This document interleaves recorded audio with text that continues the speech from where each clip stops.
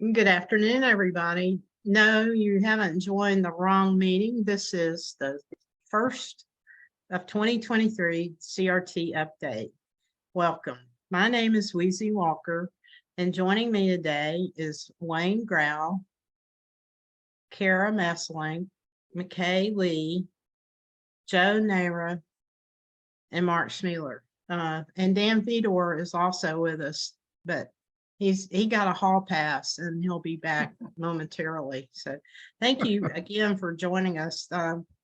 This presentation is sponsored by NARTS, NCART, US Rehab, and Clinician Task Force.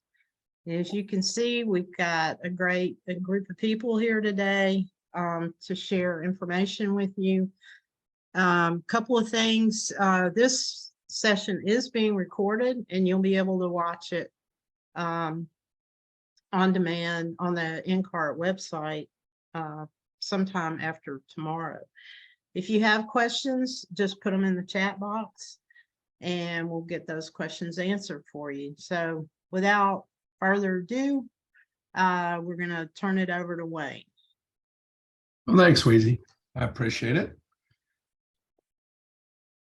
As we're getting this turned up so we can all see it. So again, thank you very much. This is the kickoff webinar for 2023. I can't believe it's already almost April, but it's gone by pretty quick. But again, as you saw before, NCART, Clinician Task Force, NARTS, and whom else am I missing, McKay? are sponsoring this. Oh, US Rehab. Oh, yeah, there you go.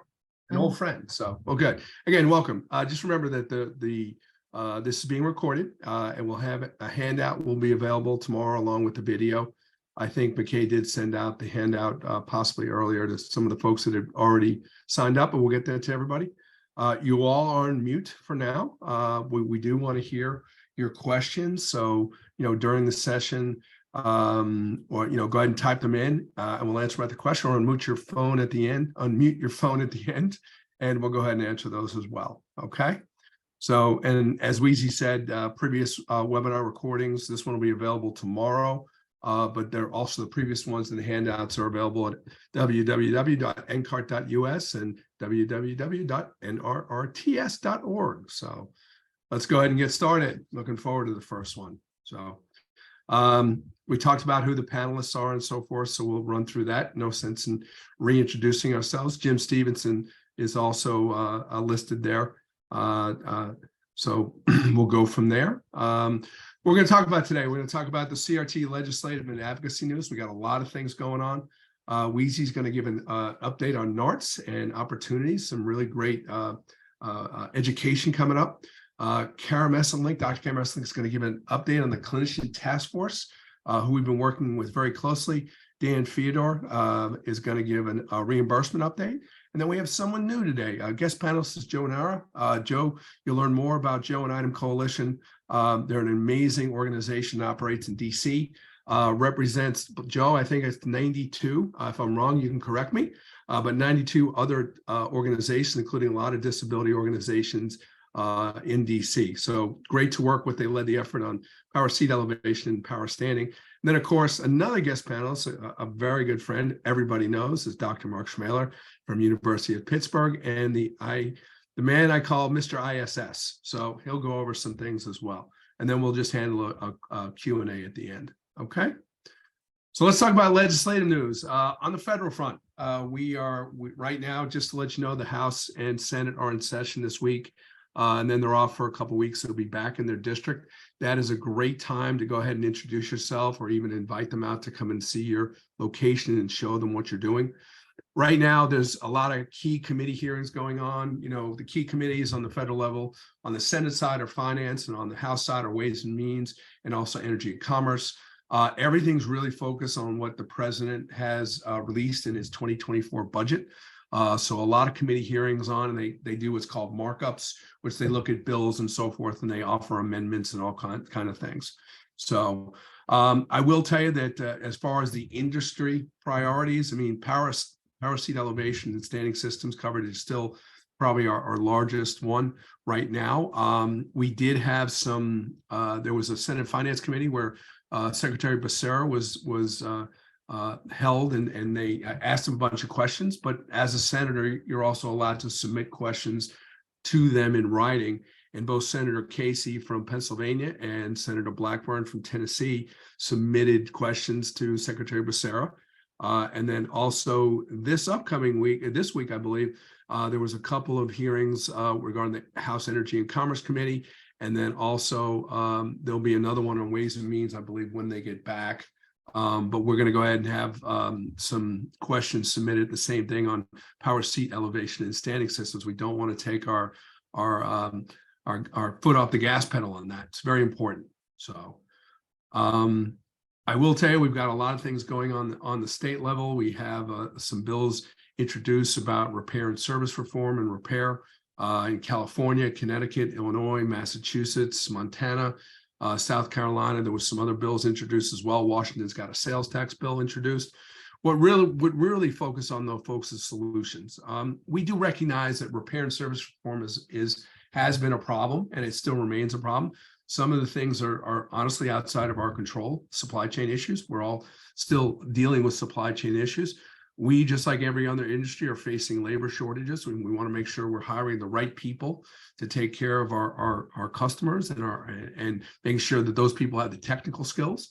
But really what we wanted to offer up is alternative solutions. And that's really what we want to focus on. And one, of course, the first one is, we all know this is a big problem, is we need to get rid of prior authorization for repairs and medical documentation, and also doctor's prescription. It makes no sense for a chair that's already been approved by the insurance company, already has been paid, to have to keep going back to them to prove that this person needs repairs. So that's one big thing we want to focus on.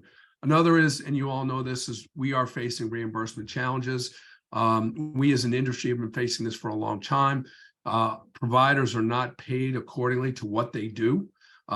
They offer a lot of travel. They go to the person's home all the time because, again, most of our folks can't come into our locations. We encourage them, but they just don't have the ability to get in. It's very tough for them to do it. So we travel to their home.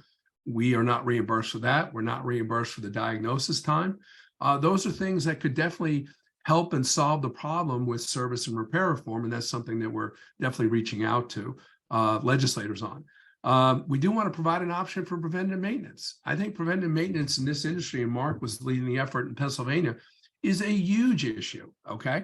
Again, we want to take and we want to identify issues before they become emergencies. All right. So that's the big thing we want to offer up. Another one is also require providers to service what they sell. We sometimes see situations where individuals who are not in the complex rehab industry just look at the price tag and they realize, hey, I can go ahead and provide this, and I don't have to provide the service. We don't want that. Complex rehab providers make a lot of investments into people, into infrastructure, into training. And, we want to make sure, and we know NCART folks are doing it. We know others are doing it. We want to make sure everybody's going to do it. Okay. And then we do believe that there is some self-repair that can be done, consumers, on some things that are non-clinical, don't require programming, and don't require calibration. This is where you want to make sure you have a trained technician operating on that. You don't want to do anything clinical without operating with an ATP and a PT or OT. That just simply doesn't make any sense. So we're working on that. NCART is also working on relief as far as state Medicaid programs. We're requesting CPI updates. You saw an 8.7% for complex rehab for Medicare. We want to see that applied to the payment rates. Do I think it's still low? Yes, simple. But again, 8.7% should be applied because we've all felt the effects of inflation. And again, when we're in a fixed fee environment like we are on our contracts, every time inflation goes up, it just erodes our ability to really deliver great service to our customers. So we want to see that applied. Again, I'm going to cover this very lightly because Joe's going to go ahead and cover this. They've done an amazing job. And this is Item Coalition. Guys, if you're not part of Item Coalition, I encourage you to do that. They are a DC-based organization. It's led by a gentleman, Joe's the co-coordinator of our efforts here, but led by a gentleman named Peter Thomas. He's been in the industry. He's been in the healthcare industry for a long time. He's a great guy. Joe's a fantastic person as well. They know DC. They know all the regulatory agencies. They know the process. And again, I believe they represent 94 disability or medical organizations. So we're very proud to be, NCART's very proud to be part of IDEM Coalition. And we're very, very happy to have Joe here with us today. Real quickly, we had in the first round of comment period for power seat elevation, there were 3,500 over 3,500. And in the industry in the second round committed, I believe it was 2,184. So I think, and that's a lot to do with you. Okay, it's a lot to do with every single one of you, whether you're a provider or you're a manufacturer or you're a clinician or you're a consumer. This is the kind of the thing that Joe and the folks at IDEM Coalition really developed, and it was amazing to see that happen. Again, I'm taking a little bit too much from you, Joe, but I'm going to be quiet now. Okay. Next steps, of course, are the coding and the payment period, which will happen probably within. We'll get a decision here probably within 6-7 weeks. So. Power standing. We have not given up on power standing. And again, Joe will talk more about that. We still remain very disappointed. We really felt like we had a great opportunity to open this up. And again, IDEM Coalition is taking the lead on this, and we're going to continue to press CMS to get the comment period open for power standing. But you know what? We're not sitting back and just waiting. We are gathering more data. We're to support this. I know that Kara's working on some things. I know Permobil. I know other manufacturers and other providers are working on gathering that data so we can prove the importance of power standing systems for the patients that we serve and the consumers that we serve. So again, more to come on that one. So just stay tuned. I'm going to turn this back over, but I just want to say thank you. Again, thank you for everyone. I think if anything, we're going to learn here, and we've learned over the last couple of months, if we all work together, it's amazing what we can get done. So I want to thank each and every one of you for your advocacy. Your voice matters. Let it be heard. We appreciate everything. I think I speak for everybody on this panel. We appreciate everything you do, and we are so thankful to be working with you. So again, thank you. All right, Wheezy, back to you. Oh, thanks, Wayne. We had a comment about our closed captioning is not on, and I apologize for that. I'm working on it as we speak. So yes, NARS will be at ISS. I know a lot of people in the audience today will also be there. We're really looking forward to not only being together again, but all the great information that will be shared. So be sure and come by our booth at booth 916. I wanted to just share a little bit about upcoming webinars. We have one at the end of April with two of our favorite clinicians, Kathy Carver and Linda Norton. And both of them are very involved in review, documentation review. So if you're having issues about funding justification, this would be a good webinar for you to attend. We also have a panel coming up, which unfortunately had to be rescheduled. Hopefully that will occur sometime in May, talking about a whole new world. And it's related to a lot of what Wayne was just talking about, how we make decisions now based on supply chain issues, inflation, all of the above. The next slide is two webinars. One is Jack Freed, and again, a very relevant topic on wheelchair repair, maintenance, failure. It's been a lot of fun working with Mark and his group on learning more about wheelchair failures, component failures, and what the expectation is. And he's done a lot of research, and Jack will be presenting that for NARTS in May. Also, coming up in June is Stephanie Lawrence. Stephanie's an OT in Canada, and she's going to be talking about understanding the 7-step process. So you don't want to miss that. We also wanted to share with you that NARTS is a great education partner.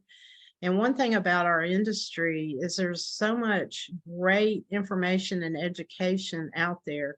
So if you're wanting to provide a CEU course and you don't know where to start, check out NARTS. And if you go to our website, you'll see a page, partner with NARTS, and you can learn more about how to be able to offer CEU education. Our volume 2 of directions is now hitting the newsstands as we speak, and this issue is chock full.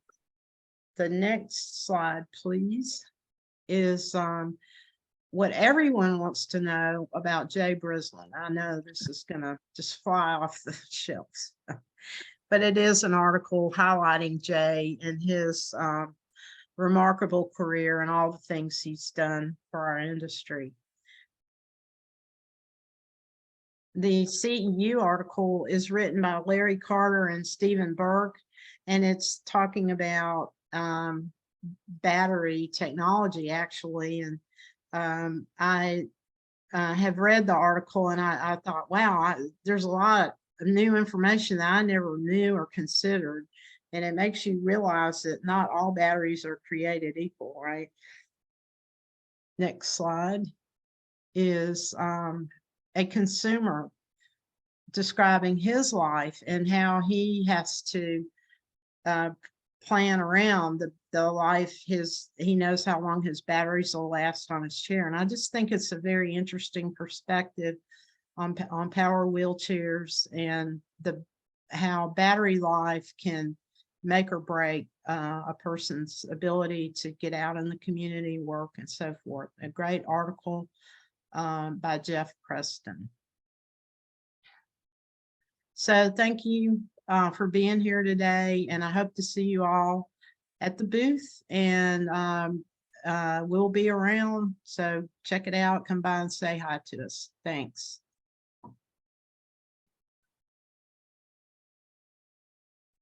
Thanks, Wheezy. So the Clinician Task Force, I'm Kara Masslink, the Executive Director, and we've been busy so far this year. We were involved, just like Wayne has said, we were involved in the NCD reconsideration request, and we have been since the request began being formalized or formulated in 2019. We've worked on the evidence base. And so in this period, we worked a lot with updating the evidence on power C elevation related to REACH and also some line of sight. We went through CMS's proposed decision and gave feedback to them on what we thought was good. We are very appreciative of their preliminary decision that power C elevation is medical in nature. We're excited for that. We're excited for the fact that they recognize its usefulness and transfers. We are hopeful that they take our comments to change some of the coverage criteria that they proposed, and also perhaps make it more consistent with the way that they have coverage outlined for power tilt and power recline. So we have collaborated with IDEM, INCART, and Christopher Reeves Association, oh man, I shouldn't have started naming associations because I'm going to lose it here. But we are very, very thankful for the collaboration with everybody. Wayne is so right that it has taken all of us to do it. And I don't think that one of us alone would have been able to carry this weight. So the final decision on this is expected May 15. We're excited for that. And for Joe talking more about it. So the CTF and RESNA also has an exciting new position paper out. So I urge you to go over to RESNA's website. It's called The Application of Supported Standing Devices, the Current State of the Literature. It takes a scoping review methodology to examine the literature on supported standing devices. This encompasses all standing devices, both static and dynamic and powered, those on power systems. And so what we did was looked at the evidence for these supported standing devices, looked at patterns of usefulness. We related the outcomes to ICF categories, and we are excited about its usefulness for advocacy, for policy, and also a lot of the consistencies that we saw between static and powered standing devices, and then how it's also relating to activities of daily living. So you can go check it out there right now. put it in your cart and it's free, but you do need to go through and act as though you're purchasing it in order to get the download, please. And so next slide. We will be at ISS. There are many more sessions by CTF members, but these are the ones that I have written down so far. And so look on people's, on their PowerPoint presentations, and in the upper left-hand corner, you see a little logo that says proud member of the CTF. And we are hopeful that our members will put these on the presentations to help recognize who is a CTF member and who isn't.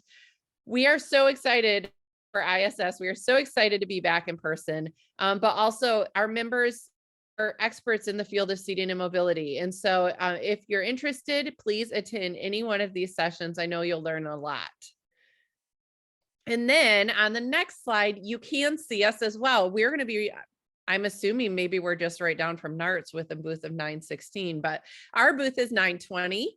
Also look at our logo, look out for our logo in various booths. We'll have some information up in our sponsors booths as well. We're so grateful for our supporters and collaborators, but please stop by and see us. We'd love to see each one of you and talk with you more about the CTF and who we are and what we do. Thank you so much.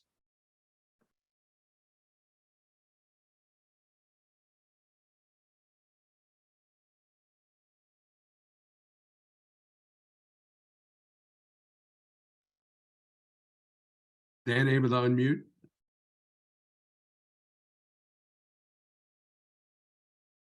Okay. Okay. I'm not sure Dan is on. I apologize. Okay. I can go over for it. I'll Okay. try to go over it. Oh, is Dan on? Dan, were you able to unmute? Okay. All right. Now, I am in no means the expert like Dan Theodore. He's probably forgotten more about reimbursement than I know. But I'm going to go ahead and go through this reimbursement update. The MUE for the E2394 Power Wheelchair Drive Wheel excludes the tire. So Dan, on that one, you're going to probably have to give a little bit more background on it. But January changed to only allow 1 unit. So that, again, amazing, 1 unit. All power chairs have at least 2. It's brought to CMS attention, and they acknowledge the error. And the systems, unfortunately, will not be updated to allow 2 units until July. So just be aware of that. Any denials that you get, hold for an appeal or wait until July to rebill. And I'm sure Dan will have some additional information out on that. But again, this is one, just be aware of. It was an error. They made a mistake, but you guys are going to have to deal with it and work through it. New claims bill with the understanding of only unit will pay just 1, but again, or hold it until July and then bill for the 2 units. Okay. So just be aware of that. That just creates more paperwork and so forth for you guys. But it's important because I'm sure Dan's got a number of calls on this. And again, to CMS's benefit, they admit it was an error. So they're going to fix it. It's just the system, unfortunately, needs time to update. Okay. Now we're going to turn it over to Joe Nara. And folks, I want to tell you something about this guy. Not only is he a super advocate during the day, he also is going to law school at night. The man does not sleep ever till 2024. That's when he'll sleep. Joe, please take over. Well, Wade, thanks so much for that. And thanks everyone for having me on. I was pleased to join one of these webinars a couple years ago, and great to be here on video this year. As Wayne mentioned, and as Kara referenced, we've had a lot of really exciting developments recently on this NCD for Medicare coverage of seat elevation and standing systems. And so we'd like to give it just a little bit more detail about all of those. Just a brief sort of introduction. As Wayne said, my name is Joe Nara, and I'm one of the co-coordinators of the ITEM Coalition. ITEM's a coalition, as Wayne said, based in DC, representing nearly 100, not quite there, but almost at 100 national disability organizations, including, of course, NCARD and NARTS and CTF and really all of the groups that are involved in this webinar and that many of you are members of as well. We've been working on these issues for many, many years now, but in particular, as Kara mentioned, for about 3+ years, we've been working on a real concerted effort, as many of you know, to develop a new updated national coverage policy at CMS for both power seat elevation and power standing systems. We initially submitted that formal request after many, many months of work with all the clinician experts and the manufacturer experts, industry stakeholders, really everyone under the sun, put together a very comprehensive request, totaled about 60+ pages with hundreds of footnotes and citations. And we submitted that in September of 2020. So nearly 2.5 years later, we finally started to see some real progress. And as many of you may know, back in February 15th, CMS did actually propose for the first time to cover power seat elevation for certain power wheelchairs. We are really, really pleased with this proposed decision. It's taken a lot of blood, sweat, and tears to get here so far. But as Kara mentioned, there's still a lot of more work to go as well. So first, just kind of wanted to update everyone, if you haven't seen it already, on what's actually in that proposed decision, and then quickly cover the recommendations that we've made in terms of what we hope CMS will expand the decision to before they actually finalize it. So first and foremost, they determined, and again, this is a brand new determination, has never been made before, that seat elevation in power wheelchairs is primarily medical in nature. As I think everyone here probably knows far too well, the Medicare durable medical equipment definition includes this primarily medical in nature as one of the 5 prongs in terms of what meets the DME definition. And up until now, CMS has always said that seat elevation and power standing are both not primarily medical in nature, and essentially viewed them as convenience or luxury items. I think everyone here knows how important these systems are and how they're not at all a convenience or a luxury item. They're clearly used for the beneficiary's medical benefit. But up until now, CMS has not recognized that. So it's a major change in their policy that they are now determining that these are medical in nature. Again, we think it's long overdue and frankly common sense, but we'll take the wins where we can get them. So that, of course, means that seat elevation can be within the durable medical equipment benefit, and they are proposing to kind of certify that for the first time. Then, of course, the second piece needs to be, how is it covered, and is this covered? And so this is where CMS makes what's called a reasonable and necessary determination, determine, who gets access to these, for whom is it going to be covered. And so in the proposal, they have a couple of different criteria that are really important to understand. First of all, the proposed decision only applies to Group 3 power wheelchairs for now, and I'll get back to that in a second. But right now they are saying for Group 3 power wheelchairs, seat elevation is proposed to be reasonable and necessary for people using those Group 3 chairs. However, there's a little extra sort of restriction on that, and that's about they're saying that these are covered only for beneficiaries that need them to perform weight-bearing transfers. I think everyone knows that this is a really major function of seat elevation and one of, if not the perhaps primary purpose for which these systems are used. But of course, maybe not the only benefit. And then that's another piece that we'll get to in a second. But CMS is saying that for beneficiaries in Group 3 chairs who use seat elevation to perform either non-level or sit-to-stand transfers with or without caregiver assistance and with or without the use of assistive technology, CMS is proposing to cover seat elevation for those users. Again, this is a really big step forward right now. If you're in Medicare, you have no access to these systems whatsoever unless you can pay out of pocket or find some other funding structure. So it's really a major benefit that they're proposing to expand this coverage. And then finally, as applies with regular sort of CRT provision of wheelchairs, they are proposing to require the specialty evaluation by a practitioner with rehabilitation wheelchair training and experience. That language is going to be very familiar to a lot of people on the phone. It's broadly aligned with what the criteria are for providing the actual wheelchair bases. But there are some specifics that CMS did not really get into in the coverage policy, and that's one of those other areas that we're asking for expansion. So can we go to the next slide, please? Perfect. So as Kara mentioned, we're really pleased with how this decision came out, but there's a lot of room for improvement as well. And this comment period that Wayne mentioned that's been going on for the last 2 months, or excuse me, the last 30 days, where we got nearly 2,200 public comments. that was really an opportunity for us as the stakeholder community to review the proposal and respond substantively and say, CMS, here's what you got right, but here's what you got wrong and what we'd like to see you fix in the final version. So really, there's sort of 4 buckets of recommendations that we made, and I'll cover these at a high level, but certainly happy to answer any questions. First, we are asking CMS to expand their coverage criteria so that these are not just covered for transfers, but also coverage for improving the beneficiary's reach and line of sight. I think plenty of people have shared their stories. Everyone who's involved in this industry knows that seat elevation is really critical for performing those daily activities in the home, reaching above your head to grab something off of a shelf, to perform grooming activities, anything that you might need to reach that's not sort of at the wheelchair height. It's really important and actually does serve a medical purpose as well, because we know how many injuries you can have, repetitive stress injuries in particular, for constantly having to reach over your head to grab items in your home. And then secondly, improving line of sight. Certainly the most obvious characteristic here is just the sort of basic dignity of being able to look someone in the eye when you're talking to them. But again, also being able to, look over the stove when you're cooking, actually see what you're doing rather than trying to have to do it above your head where you can't see these things. That's really critical. And again, not just a sort of a human dignity kind of aspect, but it is a medical benefit. Again, we've seen all kinds of evidence that people can have these repetitive injuries for constantly having to crane their neck upward to look above their normal line of sight in the wheelchair. And so we certainly believe that seat elevation should be covered for both of those functions as well.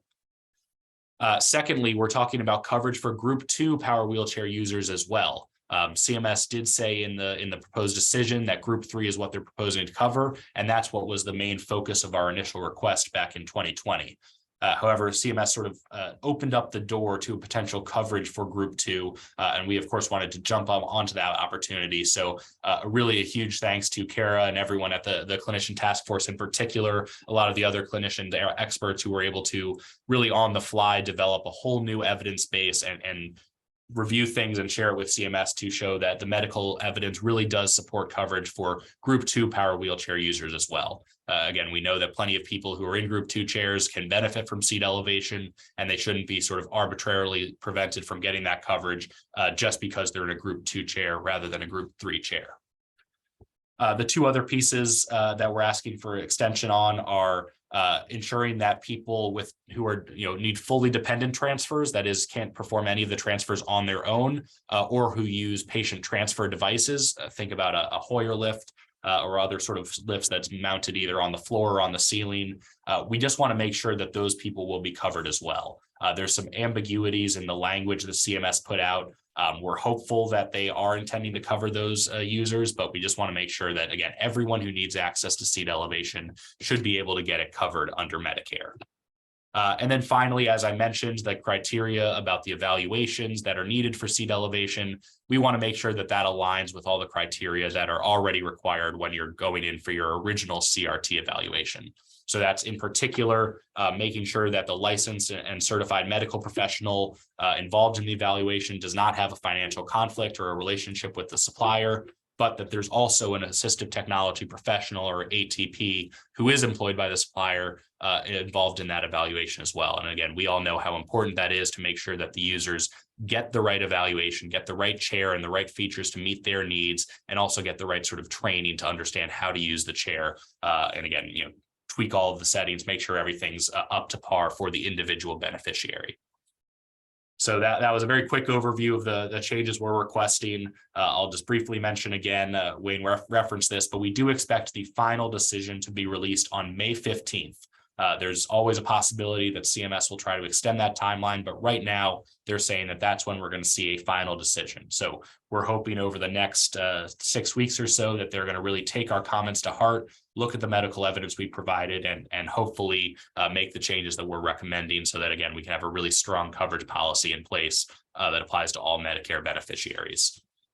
And again, also just referencing what Wayne said, we're certainly not sort of sitting on our heels. In the meantime, the ITEM Coalition and our partners at NCART, NARTS, CTF, RESNA, all of the other organizations are working to continue engaging with CMS to make sure that we didn't just submit our comments and now we're done with it. We're making sure they follow up, but we meet with them, explain any questions they may have, really walk them through the evidence, and also make sort of the policy arguments as well as working with our partners across the rest of the administration and some of our friends in Congress to make sure that, again, this final decision comes out as strong as it can be.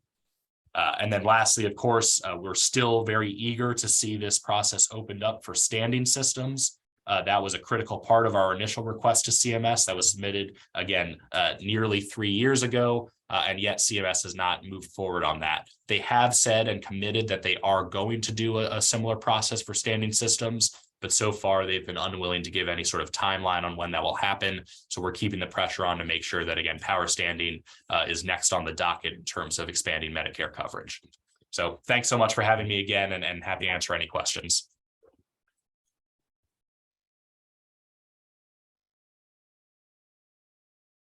All right, Hi Mark, there. you're up. Thanks, Wayne. Hi, everyone, and thanks for having me here today as a guest. It's a pleasure to always catch up with everybody and tell you a little bit about what's going on here at the University of Pittsburgh. I think the first bullet here has been well covered by Wheezy, thank you, and Kara. But exactly 2 weeks from today, at this time, we should be finishing up our classes and heading to the exhibit hall for the ISS reception. So those of you that are coming to Pittsburgh in a couple of weeks, we look forward to seeing you. We think we've got a really good event. It's been a while since we've been together in a large group like this, and we're really looking forward to it. The numbers are looking good. The exhibit hall is just about sold out at this point. And there's a lot of great pre-conference workshops going on, as well as our regular sessions. One thing I will point out is just to announce that we do have a pre-conference thing going on Tuesday, which would be related to repair tech training. If anybody has any technicians that or looking for formalized training, we're going to do that before the ISS. And then also on Saturday, we're going to have the DMERT level 1 and level 2 exams being offered. And again, if anybody has any technicians that are looking for the training and the certification, that's something we certainly are wholeheartedly supporting in our industry, is to get higher level of credential associated with repairs and maintenance. And I think that's certainly going to feed well into all the other efforts that are going on right now with not just providing this equipment, but making sure that it stays operational throughout its reasonable useful life. So related to that, I wanted to just talk a little bit about some of the research we're doing at the moment. As many of you know, we do have a federal grant from the National Institute on Disability, Independent Living, and Rehabilitation Research, or what we refer to as NIDLRS. And this is to create a new policy for CRT that lends itself well in this new age of accountable care. We thought this was an interesting request when we read it, because we've never seen any of the federal agencies even mention the issues of service delivery policy and payment. There's lots of funding out there to create new technologies, advanced technologies, which is important, but nothing about how do we get this stuff paid for. So we're now 2.5 years into this. There's basically 4 different projects within it. The first one was basically a discovery phase. We wanted to get a sense of just how the current state of wheelchair funding and policy is. We all know that it's not good, but the good news is as we reviewed everything that's out there in the scientific literature, the industry literature, we did identify that several gaps do exist. We all know what those gaps are, but it was nice to see that the research literature supports the same thing. So clinical common sense is really where all of this comes from, but sometimes clinical common sense doesn't always apply to policy, but now we can have more evidence to say there really is a problem. Some of you filled out probably a survey last year that related to this project, and we have the results in on that. We'll be sharing some of that at ISS also. But basically, the 4 stakeholder groups related to CRT policy: the consumer, the clinician, the the supplier, the manufacturer, and we even have the policy folks in there too.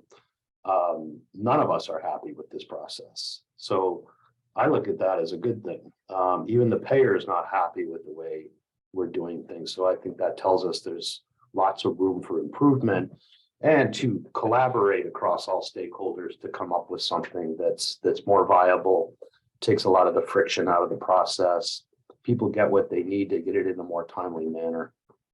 So another part of that project is finally coming up with a standardized seating and mobility assessment process, or what we're calling an index, a seating and mobility index. Every person would get this assessment process.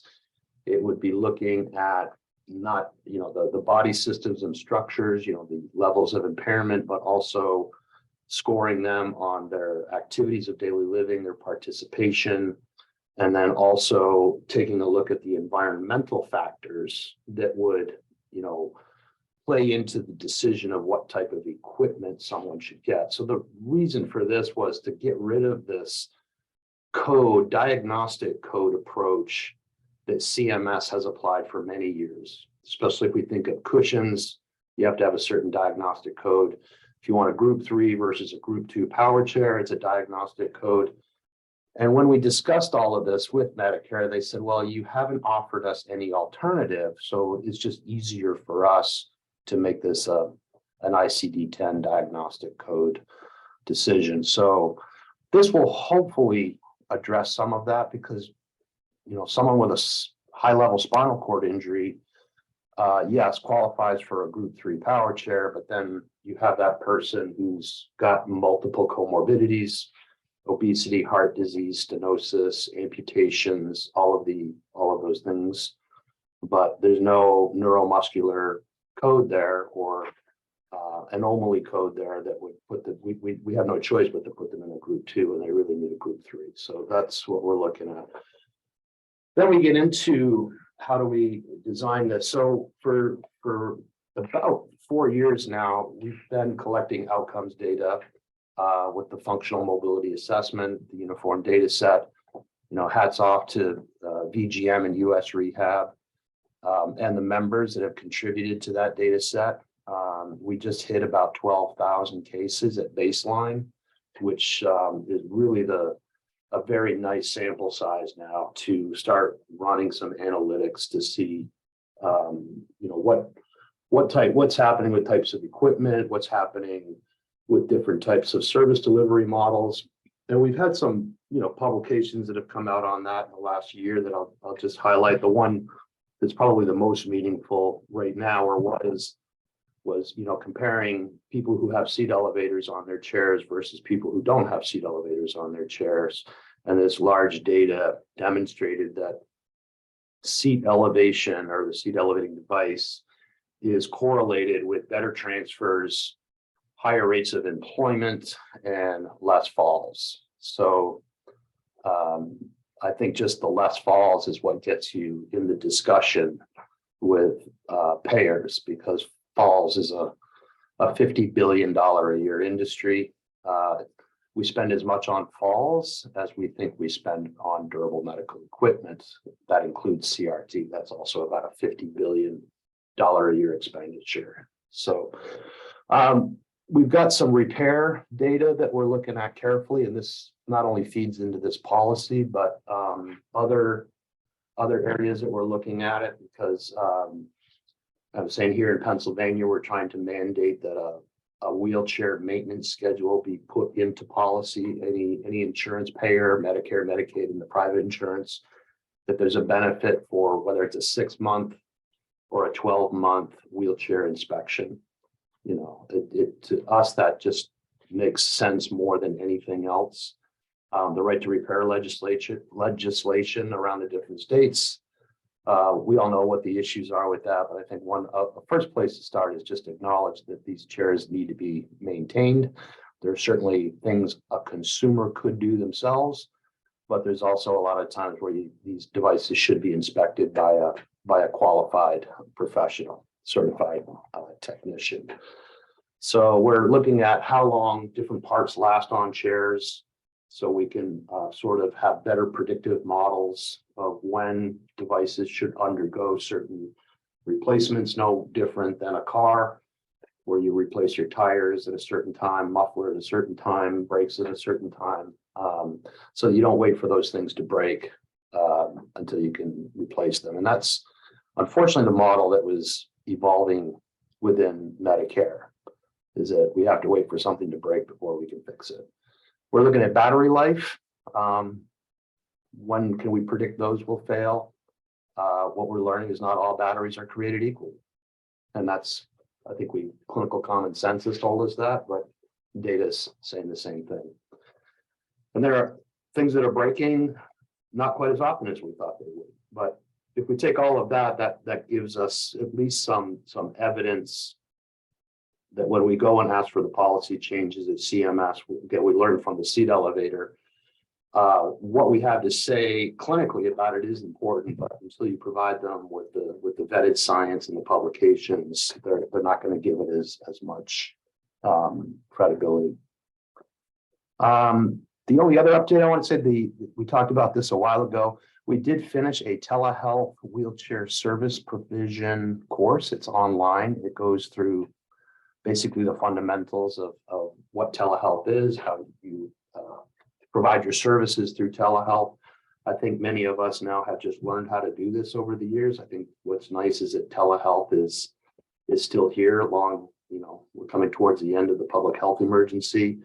But one of the good things, I guess, about the whole thing was that telehealth is probably just going to become routine practice. At least that's what we hope. We know that it's not for everybody, it's not for every situation, but in my practice, and I think others too, telehealth is a good place to start. It's a good place to start having a conversation with someone, maybe looking at their home.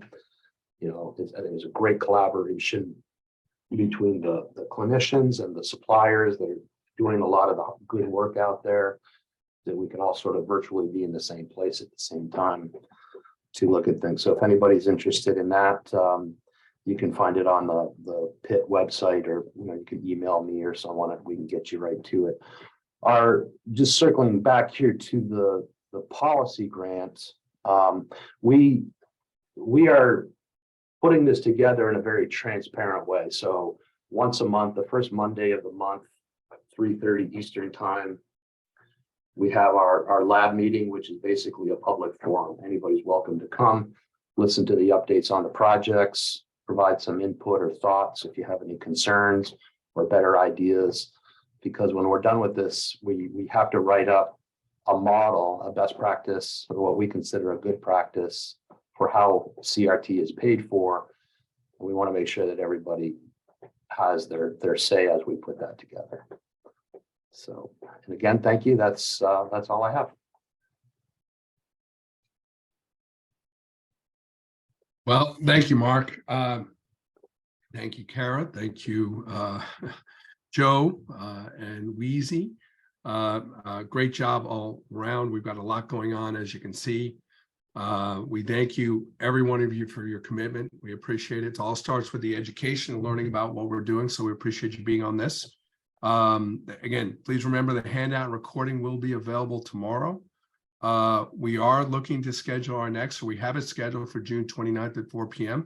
And we are open to all sorts of ideas. So please feel free to go ahead and submit those. I'm going to open it up for Q&A real quick. McKay, I'm going to go to the chat room and just see what's in there. I know that we had a problem with the chat room before. Ron B, I'm going to say, Ron, I do not want to disrespect you by not saying your name correctly.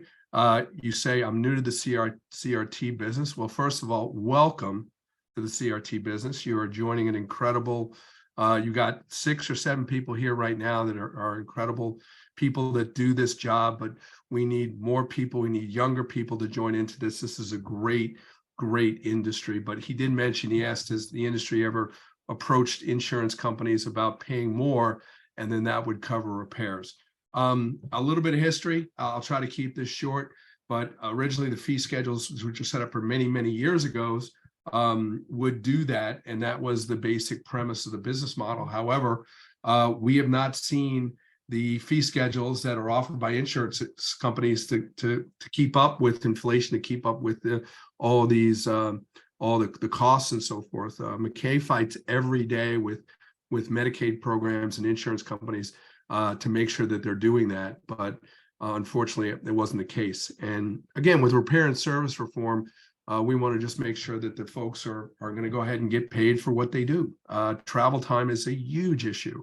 I can tell you, I just had my laundry, my washing machine looked at. It was $80 for the gentleman to come in, and it was another $40 for him to diagnose it and fix it. So all we want to do is make sure that those things are covered, and that when we're paid accordingly to what we're doing.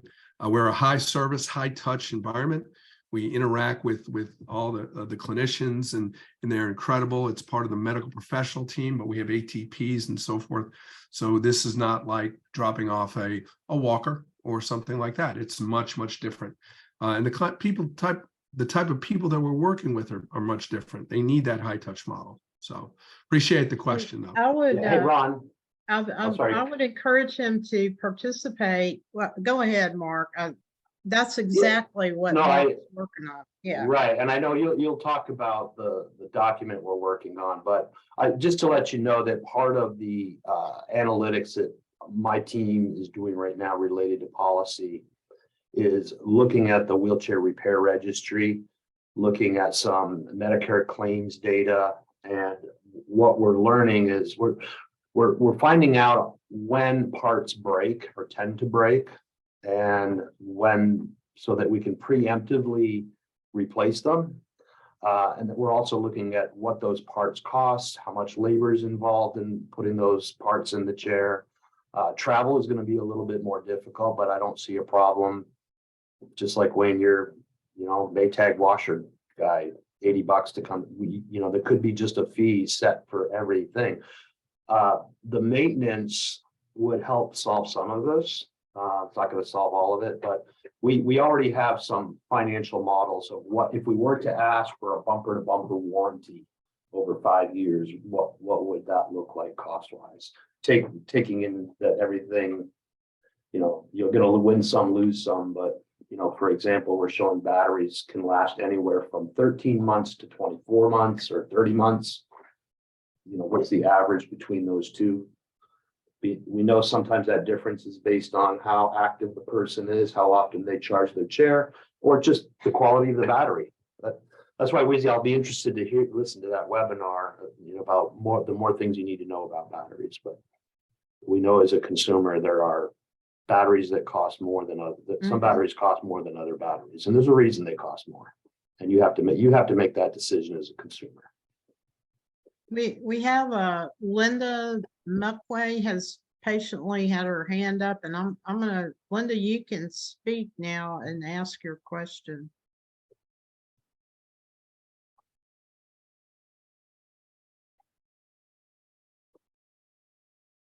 There we go. I'm unmuted now, I guess. Okay, yes, we can hear you.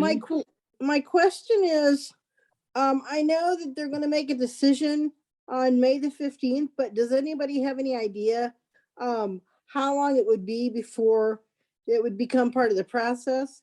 In other words, I'm eligible to get a new chair in May, but I want to wait and see how long it's going to take to see if they approve this seat riser, so I don't have to pay $1,500 again. Maybe I could pay a little bit less for that part. Well, I'm happy to take that. That's a great question, and I really hope that it will work out for your chair. So we do expect that decision by May 15th. Of course, the national coverage decision is not the last sort of step in the process in terms of really operationalizing it. There's going to have to be some coding decisions that need to be made, including potentially new codes, or at least some codes that have to be turned back on. They're going to have to determine what the reimbursement rates will be, and sort of how to operationalize that in terms of a local coverage determination. So we've been working and trying to encourage CMS since we've been waiting on this for almost 3 years. We've been trying to say, look, don't start all of that work just at the time when you put out this national coverage decision. We've actually included a draft local coverage decision or determination for CMS in our initial request. We've recommended all kinds of policies.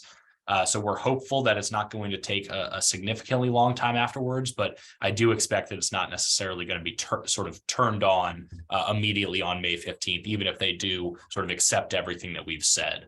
At that point, though, once there is an NCD in place, it will go to sort of the local Medicare contractors to make the decisions about who's getting those chairs. Hopefully, they'll be able to have some sort of interim policy so that people will be able to get them once the NCD is finalized. But in terms of when we'll have all of the decisions made, it's probably going to take some time after that. Well, do you think it'd be more than 6 months or so? Unfortunately, it probably will be. Now, will there be an opportunity for someone to get a potential coverage under the NCD that's finalized without all of those decisions being made? It's possible, but I think we've seen that these decisions take a very long time. Unfortunately, as much as we're trying to expedite the process. I also, just from the clinical side, I would say that if you need a new chair before then, find an expert professional in seating and mobility and try to get the documentation done. It's possible. I've heard of some interesting things happening lately where, if once CMS recognizes it, that depending on who you have reviewing it may see the medical necessity of it for you and for your chair. And so if you need it before then, it's worth finding somebody who's knowledgeable about seat elevators and understanding the function and being able to justify that for you and for your chair, and see what happens. Okay, thank you.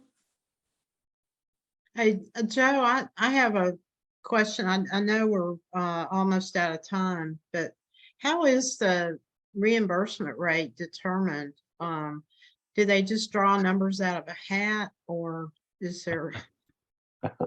Well, I mean, sometimes it may feel that way, but It there does. is, a process for all of those points. In terms of the coding decisions, many of you may be familiar with the HCPCS work group, which has its own very lengthy, very bureaucratic process. I know that a lot of folks within NCART and some of the other manufacturer organizations, some of the other industry representatives have been working on our own sort of internal work group to come up with proposals around some of the coding and reimbursement decisions that need to be made. Again, that doesn't mean CMS is going to take those recommendations, but because there's a lot of work that goes into them and trying to make rates that actually do make sense, both in terms of keeping the bottom line in mind, but also understanding that suppliers need to be paid at a rate that they can actually provide these systems. So there's a lot of work that goes into it. It's not pulled out of a hat, but again, CMS sort of sometimes has a little bit of a black box process once they take those recommendations in from the field. I'll say too, Michelle Lang has been working with some dynamic backs to set, and I may be saying this wrong, but to set to look at how they determine the payment for those products, which I think probably also has an application possibly for power seat elevation in the future. So if you have more questions about that, she might be somebody to ask, because I know that she's been looking at that recently.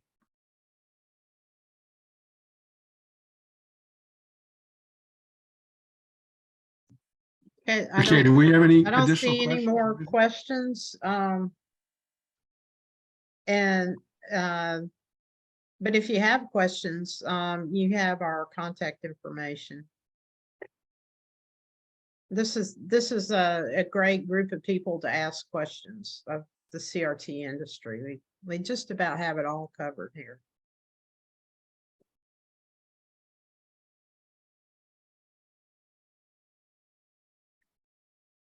All right, well, I think that's everything for today. We thank everyone again for joining and taking the time to hear these updates. We will be sending out some more information tomorrow, and we look forward to seeing you all again in June and at ISS before that. So take care, everyone. Thank you. Thank you. Thanks, Bye. everybody.